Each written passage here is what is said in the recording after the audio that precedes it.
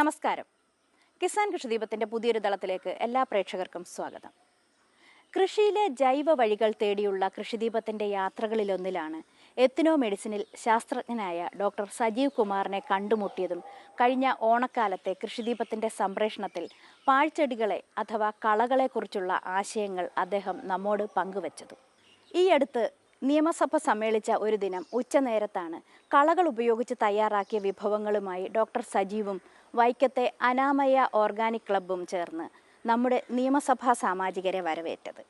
ചൊറിയണവും മഷിത്തണ്ടും പനച്ചീലയും കാട്ടുചീരയുമൊക്കെ രുചിയോടും ഗുണത്തോടും കൂടി അവതരിപ്പിച്ചു അവിടെ. പാഴ്ചെടികളുടെ ഭക്ഷ്യഗുണവും ഭക്ഷണത്തിൻ്റെ ഔഷധഗുണവും പ്രകടമാക്കുന്ന പ്രസ്തുത സന്ദർഭത്തിൻ്റെ വിലപ്പെട്ട ദൃശ്യങ്ങൾ കൃഷിദീപത്തിന് മാത്രമായി ലഭിച്ചത് ഇതാ.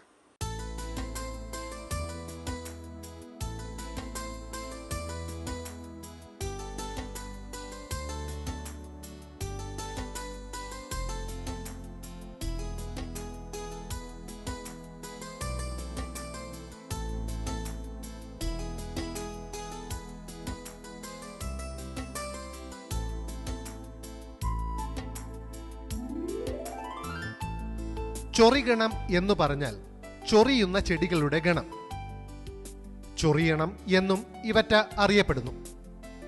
ഒന്നു തൊട്ടാൽ ദേഹത്താകെ ചൊറിച്ചിലുണ്ടാക്കുന്ന ചെടികളാണിവ. അവളെ പേടിച്ചാരും ആ വഴി നടപ്പിയില്ല എന്ന കവിവചനം ചൊറിഗണമുള്ള പറമ്പിന് നന്നായി ഇണങ്ങും. തൊട്ടാൽ ചൊറിയുമെങ്കിലും അപാര ഔഷധ ഗുണമുണ്ട് ഈ ചെടിക്ക്. പ്രഷർ, പ്രമേഹം തുടങ്ങിയ രോഗാവസ്ഥകൾ ശമിപ്പിക്കാൻ ചൊറിയണത്തിന് കഴിയും. പണ്ടുകാലത്ത് നമ്മുടെ പറമ്പുകൾ ഔഷധ ചെടികളുടെ കലവറയായിരുന്ന കാലത്ത് ചൊറിയണത്തിന് പ്രത്യേക മഹിമ തന്നെയുണ്ടായിരുന്നു.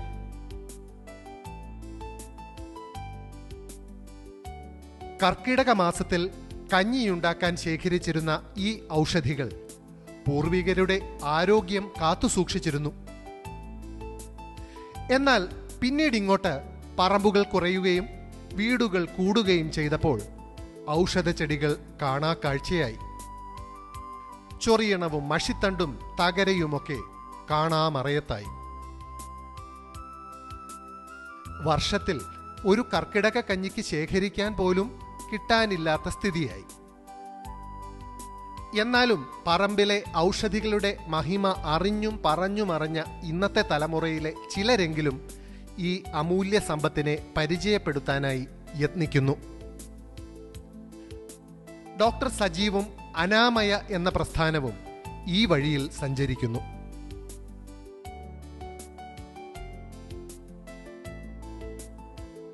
നാം കഴിക്കുന്ന ഭക്ഷണം നമ്മുടെ ആരോഗ്യത്തെ തകർക്കുന്ന കാഴ്ചകൾക്കിടയിൽ അന്നം ഔഷധം എന്ന ഇവരുടെ സന്ദേശത്തിന് പ്രസക്തിയേറുന്നു. ഈ അടുത്ത് നിയമസഭാ ക്യാൻറ്റീനിൽ MLA-മാർക്കായി ഇവർ ഒരുക്കിയ ഉച്ചഭക്ഷണം പറമ്പിലെ ഔഷധ സസ്യങ്ങളുടെ പെരുമ വിളിച്ചറിയിക്കുന്നതായി. ചൊറിയണത്തിൻ്റെ ഇല കൊണ്ടുള്ള ഫ്രൈ, പ്ലാവില നുറുക്കിയ തോരൻ, പാവയ്ക്കയില വറുത്തെരിശ്ശേരി, മഷിത്തണ്ട് സാലഡ്, പാവയ്ക്കയില ഇഞ്ചിത്തൈര്, ചൊറിയണം സ്റ്റ്യൂ, കാട്ടുചീരയും കടലയും ഇട്ടുള്ള കറി, പനച്ചിയില ചമ്മന്തി, പ്ലാക്കാടിയില പരിപ്പുകറി, വാഴച്ചുണ്ട് പച്ചടി, ചേമ്പില തണ്ട് അവിയൽ എന്നിങ്ങനെ സർവം ഔഷധ സസ്യങ്ങൾ കൊണ്ടുള്ള വിഭവങ്ങൾ. ചോറിനൊപ്പം ഇവയും ചേർത്തു വിളമ്പിയപ്പോൾ ആസ്വദിച്ചു കഴിക്കാൻ നമ്മുടെ ബഹുമാന്യ നിയമസഭാ സാമാജികരും മന്ത്രിമാരും എത്തി.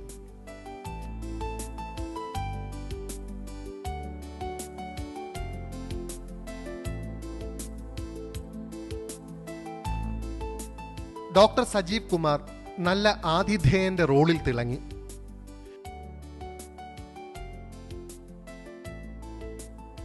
ഇടയ്ക്ക് ഓരോ വിഭവത്തിന്റെയും ഔഷധ ഗുണം ചോദിച്ചറിയാനും MLA-മാർ മറന്നില്ല. പ്രകൃതിയിലേക്ക് മടങ്ങിയുള്ള പ്രകൃതി വിഭവങ്ങൾ ഉപയോഗിച്ചുള്ള നമ്മുടെ കേരളത്തിൻ്റെ പരമ്പരാഗത രീതിയിലുള്ള ഭക്ഷണക്രമത്തിലേക്കുള്ള ഒരു തിരിച്ചുപോക്കായി എനിക്കിതിന് തോന്നുന്നു. KTDC മാത്രമല്ല, ടൂറിസം ഡെസ്റ്റിനേഷനുകൾ, അത്തരം കേന്ദ്രങ്ങളിൽ ഇതിൻ്റെ പ്രൊമോഷന് വേണ്ടിയുള്ള സൗകര്യങ്ങൾ നമുക്ക് ഏർപ്പെടുത്താൻ കഴിയും. ധാരാളം ടൂറിസ്റ്റുകൾ വരുന്ന സീസണുകളിൽ സാർവത്രികമായി നമുക്ക് കൊടുക്കാൻ കഴിയുന്ന ഈ വിഭവം ഇങ്ങനെ എത്തിച്ചു കൊടുക്കാൻ കഴിയുമെന്നറിയാൻ പറ്റില്ല. പക്ഷേ നമുക്ക് ധാരാളം മേഖലകളിൽ കുടുംബശ്രീ ഉൾപ്പെടെയുള്ള അവരെ കൂടി പരിചയപ്പെടുത്തിയാൽ അത് പ്രൊമോട്ട് ചെയ്ത് പോകാൻ കഴിയും. അത് ആരോഗ്യമുള്ളൊരു തലമുറയ്ക്കും അതോടൊപ്പം തന്നെ ആരോഗ്യകരമായൊരു ജീവിതത്തിനും ഇന്ന് അനുഭവപ്പെടുന്ന ജീവിതശൈലി രോഗങ്ങളിൽ നിന്നുള്ളൊരു മോചനത്തിനും എല്ലാം സഹായകമാകുമെന്ന് ഞാൻ പ്രതീക്ഷിക്കുന്നു. പഴയ കാലത്ത് നമ്മുടെ പഴയ തലമുറ ഈ ഇലകളും മറ്റ് ഭക്ഷണക്രമങ്ങളും കിഴങ്ങുവർഗ്ഗങ്ങളും ഒക്കെ ധാരാളം ഭക്ഷണത്തിൽ ഉൾപ്പെടുത്തിയിരുന്നതാണ്. അത് നമ്മുടെ ജീവിത രീതിയുടെ ഭാഗമായിരുന്നു. ധാരാളം ഉൽപ്പാദിപ്പിക്കപ്പെട്ടിരുന്നു. കണ്ടെത്തപ്പെട്ട എല്ലാ ഇലകളും അതിൻ്റെ ഔഷധ ഗുണമുള്ള സീസണുകളിൽ, ഓരോ ഇലയ്ക്കും ഓരോ സീസണുണ്ട് എന്നാണ് വിചാരിച്ചിരുന്നത്. ആ സീസണുകളിൽ അത് പ്രയോജനപ്പെടുത്തുന്ന രീതി നമ്മുടെ മുത്തശ്ശിമാർക്കും മറ്റുള്ളവർക്കൊക്കെ പരിചയമുണ്ടായിരുന്ന രീതിയാണ്. അത് കഴിക്കുന്ന രീതിയും വ്യത്യസ്തമാണ്. കാരണം കേരളീയ ഒരു ഭക്ഷണ രീതി എന്ന് പറഞ്ഞാൽ അതിൻ്റെ സ്വാദറിഞ്ഞ് കൈവിരലുകൾ ഉപയോഗിച്ച് കഴിക്കുക എന്നുള്ള രീതി ഉണ്ടായിരുന്നു. ആ രീതിയിലേക്ക് ആളുകൾ മടങ്ങി വരുന്നുള്ള വിദേശികൾ ഉൾപ്പെടെ ഇവിടെ വന്നു കഴിഞ്ഞാൽ ആ ഭക്ഷണ രീതി, നമ്മുടെ നാടിൻ്റെ ഭക്ഷണ രീതി ഏത്, അത് ഇഷ്ടപ്പെടാൻ ശ്രമിക്കുന്നുണ്ട്. നമുക്കതിനെ പ്രൊമോട്ട് ചെയ്യാൻ കഴിയും. നിയമസഭാ സാമാജികർക്ക് ഇലയിൽ വിളമ്പിയ ഈ ഔഷധ സദ്യ നമ്മുടെ പണ്ടത്തെ പ്രകൃതി ഭക്ഷണ രീതിയുടെ ഓർമ്മപ്പെടുത്തലായി. ഒപ്പം ആഹാരം ഔഷധമാണ് എന്ന ഓർമ്മപ്പെടുത്തലുമായി. കേരളത്തിന്റെ മുഖ്യമന്ത്രി ശ്രീ പിണറായി വിജയനും ഔഷധ സദ്യ ആസ്വദിക്കാൻ എത്തിച്ചേർന്നു. പ്രതിപക്ഷ നേതാവ് ശ്രീ രമേശ് ചെന്നിത്തല, ശ്രീ പി.കെ. കുഞ്ഞാലിക്കുട്ടി, നിയമസഭാ സ്പീക്കർ ശ്രീ ശ്രീരാമകൃഷ്ണൻ എന്നിവരും ഒപ്പമുണ്ടായി. തീർച്ചയായിട്ടും ഇത് അനുവദിക്കുന്നതിന് മുൻപ് ഞാൻ ഡോക്ടർ സജീവമായിട്ട് സംസാരിച്ചിരുന്നു. ഇത് ആളുകൾ സ്വീകരിക്കുമോ, സാമാജികരുടെ ഒരു ഉച്ചഭക്ഷണമാക്കുന്നതിനോ അവർക്ക് പിന്നീട് എതിരഭിപ്രായം ഉണ്ടാവുമെന്ന് ചോദിച്ചിരുന്നു. അപ്പോൾ അദ്ദേഹം പറയേണ്ടത് കഴിച്ചു കഴിഞ്ഞാൽ എല്ലാവരും പൂർണ്ണമായിട്ട് ആസ്വദിക്കുന്ന അനുഭവമാണ് ഇതുവരെ ഉണ്ടായിട്ടുള്ളത്. ആ വാക്ക് വിശ്വസിച്ചിട്ടാണ് ഞാൻ അനുവാദം കൊടുത്തത്. അപ്പോൾ അത് വളരെ ശരിയായിരുന്നു. നല്ല അനുകരണീയമായ മാതൃകയാണ്. ഞാൻ നിയമസഭയിൽ തന്നെ അനൗൺസ് ചെയ്യുകയുണ്ടായി. നിയമസഭാ സാമാജികർക്ക് എല്ലാവർക്കും ചേരാവുന്ന ചില പൊതുപ്രസ്ഥാനങ്ങൾ സമൂഹത്തിൽ ആവശ്യമാണ്. അതിലൊന്നാണ് ഇപ്പോൾ കേരളത്തിലൊരു നല്ല ഭക്ഷണത്തിന് വേണ്ടിയുള്ള പ്രസ്ഥാനം, നല്ല ഭക്ഷണ പ്രസ്ഥാനം. അതിലേറ്റവും പരിഗണനാർഹമായ ഒരു മാതൃകയാണത്.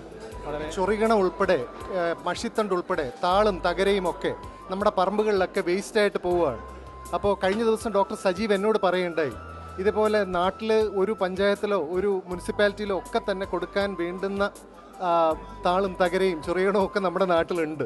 ഒരു ദിവസം കൊണ്ട് തന്നെ നമുക്ക് ഈ നാട് സുരക്ഷിതമാക്കാൻ കഴിയും. ആ രീതിയിൽ നമുക്ക് ഇതിനെ പ്രൊമോട്ട് ചെയ്യാനായിട്ട് നമുക്ക് വലിയ സാധ്യതകളല്ലേ സർ? അതെ, തീർച്ചയായിട്ടും അതിനുള്ള മാർഗങ്ങളാണത്. നമ്മുടെ പ്രകൃതിയിൽ നിന്ന് ലഭ്യമായ ഇലകളിൽ ബഹുഭൂരിപക്ഷവും ഭക്ഷണയോഗ്യമാണ് എന്ന് ശാസ്ത്രീയമായി തെളിയിക്കുന്ന ഒരു അനുഭവമാണിത്. അതിനെ പ്രൊമോട്ട് ചെയ്യേണ്ടതാണ്. തീർച്ചയായിട്ടും അതിന് പദ്ധതികൾ കൃഷി വകുപ്പും ഒക്കെ ചേർന്ന് ആലോചിക്കാവുന്നതാണ്. സദ്യയിൽ വിളമ്പിയ ഓരോ ഭക്ഷണത്തിനും ഔഷധ ഗുണമുണ്ട്.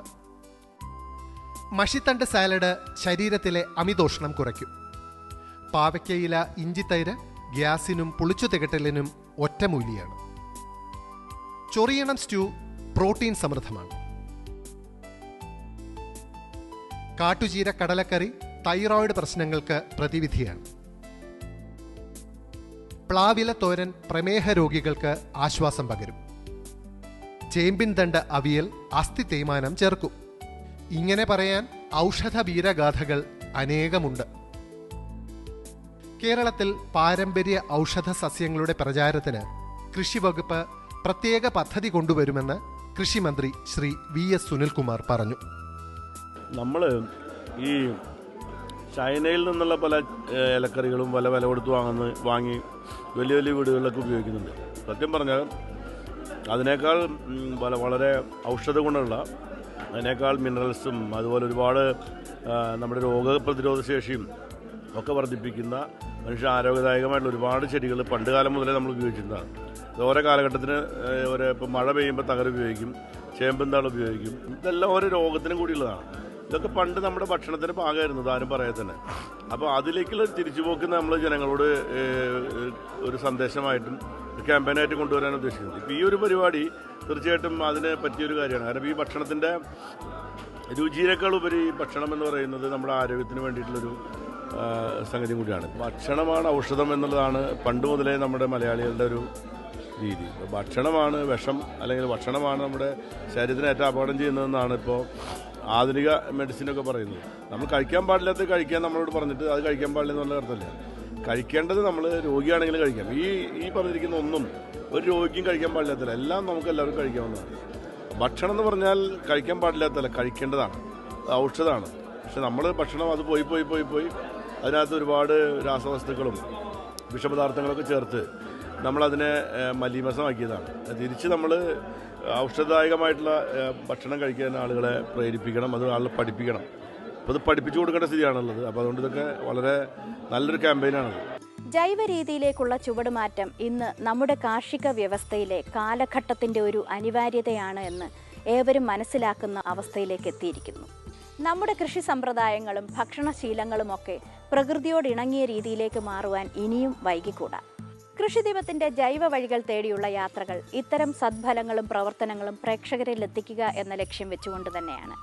ഇന്നത്തെ കൃഷിദീപം ഇവിടെ പൂർണ്ണമാവുന്നു. നിങ്ങളുടെ വിലയേറിയ അഭിപ്രായങ്ങളും നിർദ്ദേശങ്ങളും ഞങ്ങളെ അറിയിക്കുക. വിലാസം: Kisan Krishideepam, IIITMK, techno park, Thiruvananthapuram. Phone 0472784136.